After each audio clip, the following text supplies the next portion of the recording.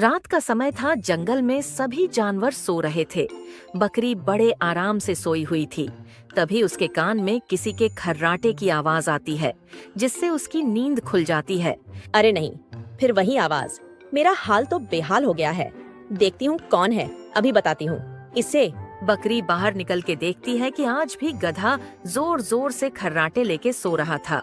यह गधा जब से मेरे घर के पास आया है, रोज खर्राटे ले लेकर सोता है। खुद तो सो जाता है, मगर हमें सोने नहीं देता। पता नहीं यह सारी मुसीबत मेरे ही जीवन में क्यों आता है। आज ही इसका बंदोबस्त करना पड़ेगा।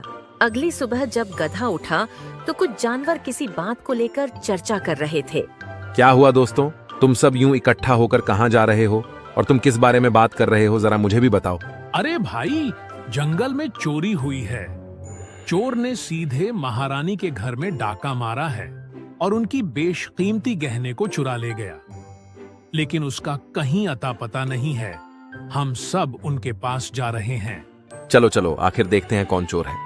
गधा उनके साथ शेर सिंह और शेरनी के पास पहुँचे। वहाँ बकरी भी थी। अरे भाग्यवान मिल जाएगा, तुम चुप रहो, मैं जानवरों से बात करता हूँ, कोई ना कोई उपाय मिल जाएगा। सुनिए जी, अगर मेरा वो गहना नहीं मिला तो पूरे जंगल को बर्बाद कर दूंगी। पता है मेरे माँ ने वो हार बड़े प्यार से दिया था, किस कमबख्त ने वो चोरी कर ली। सुनो जंगल के प्राणियों, मुझे मालूम है आप में से ही कोई चोर है। भलाई इसी में है कि आप में से जो भी वो है अपना गुनाह कबूल कर ले। मैं उसे माफ कर दूंगा, लेकिन अगर नहीं माने और पकड़े गए तो इस जंगल को 3 महीने के लिए छोड़कर जाना होगा। बताओ कौन है? महाराज, भला चोर कभी बताएगा कि वह चोर है। चोर को पकड़ने का एक ही तरीका है, जंगल में सबके घर तलाशी लिया जाए, उससे पता चल जाएगा कि कौन चोर है। अच्छा आइडिया है। सेवक गण जाओ और हर घर में छापा मारो और जिसके भी घर वो जेवर गहने मिले उसे घसीट कर मेरे पास लाओ। आज मैं उसे छोड़ूंगा नहीं। चीता और लकड़बग्घा गहने ढूंढने निकले। बारी बारी से हर घर चेक किया, उन्हें कुछ नहीं मिला। तभी लकड़बग्घा गधे के घर गया। वहाँ उसने गहने देखे।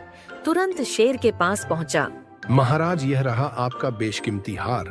हमें यह हार गधे के घर से मिला है। गधे, क्या तुमने चोरी की है? नहीं महाराज, मैंने कोई चोरी नहीं की, बल्कि मैं तो जानता भी नहीं कि यह हार मेरे घर कैसे आए। मुझे तो कुछ समझ नहीं आ रहा है। मुझे सब समझ आ रहा है। आसानी से चोरी की और अब सबूत मिले हैं तो सजा के डर से झूठ बोल रहा है। पतिदेव, इसको सजा सुनाई। इसने मेरे मायके के गहने चोरी की है, सख्त सजा दीजिए। क्योंकि गधे ये गहने तुम्हारे घर से निकले हैं, इसलिए यह साबित होता है कि तुम ही चोर हो। तुम्हें जंगल में चोरी करने और झूठ बोलने के जुर्म में इस जंगल से 3 महीने के लिए जंगल से निकाला जाता है। बेचारा गधा कुछ भी नहीं बोल पाता।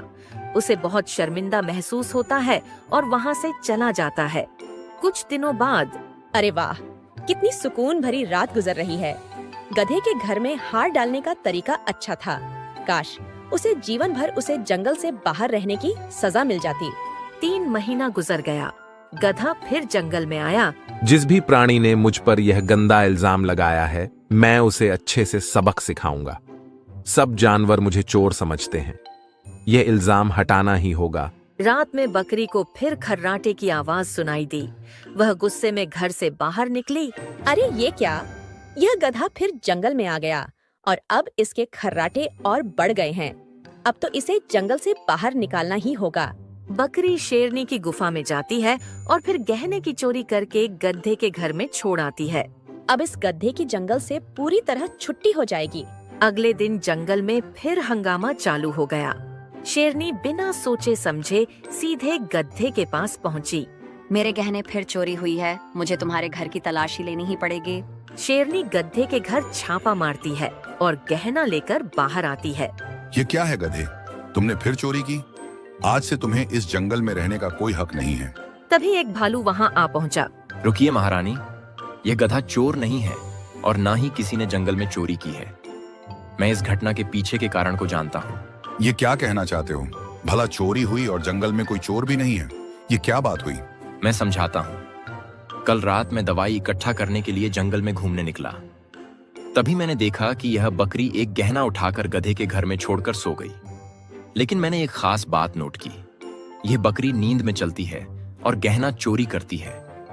मैं एक वैद्य हूँ और देखकर बता सकता हूँ कि किसको कौन सी बीमारी है। बकरी, क्या तुम नींद में चलती हो? क्या ये भालू सच कह रहा है? बोलो बकरी, क्या ये सच है? बकरी जब यह सुनती है हक्की बक्की हो जाती है। उसे कुछ समझ नहीं आता। भालू के हाँ में हाँ मिलाने लग जाती है। हाँ महाराज, कई सालों पहले मुझे यह बीमारी थी, लेकिन मैंने इसका इलाज किया था, पर ना जाने यह बीमारी कब स्टार्ट हो गया। कोई बात नहीं, मेरे पास एक दवाई है जिसके इस्तेमाल से तुम बिल्कुल ठीक हो जाओगी। तुम्हारे लिए काढ़ा बनाकर लाया हूँ, इसे पी लो, पूरी तरह ठीक हो जाओगी। बकरी ने जबरन वह काढ़ा पी लिया। उसी रात बकरी को पेट में कुछ गड़बड़ होने लगी। ये क्या हो रहा है? ये पेट में गड़बड़ी क्यों हो रही है? लगता है दबा के गैस बन रही है। तभी बकरी की गैस छूटने लगी, वो भी बड़ी बड़ी। ये हुई ना बात। अब सारी रात गैस निकालते रहना बकरी, मुझे फंसाया था ना। अब देख क्या क्या करता हूँ। अगले सुबह बकरी गपशप करने कुछ जानवरों के पास गई। और भाइयों, आज कुछ चोरी हुई कि नहीं? अगर हुई हो तो आकर मेरे से मिलना। तभी अचानक बकरी फिर से गैस छोड़ने लगी।